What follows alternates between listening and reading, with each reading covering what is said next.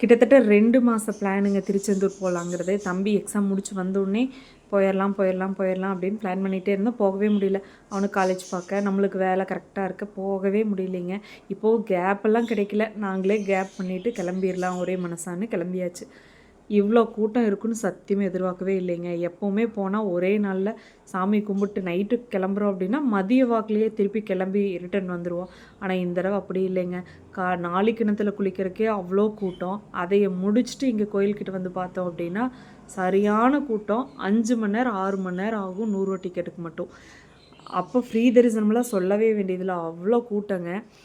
அதுக்கப்புறம் சரின்னு முத்தாரம்மன் கோயில் போயிட்டு வந்து ஒரு 2-3 மணி நேரம் மதியத்துக்கு மேலே ஆச்சுன்னா கூட்டம் கம்மியாக இருக்குன்னு சொன்னாங்க. போயிட்டு வந்து பார்த்தா பயங்கரமான கூட்டம். இனி வந்து எப்படியாவது முருகனை பார்த்துடணும் அப்படின்னு சொல்லிட்டு கிட்டத்தட்ட ஒரு 4 மணி நேரம் நின்றுட்டுருந்து முருகனை ரொம்ப திருப்தியாக பார்த்து சாமியை கும்பிட்டு கிளம்பி வந்தாச்சுங்க.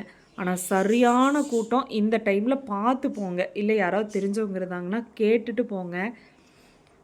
ஃப்ரீ தரிசனத்துலலாம் நிற்கவே முடியாதுங்க.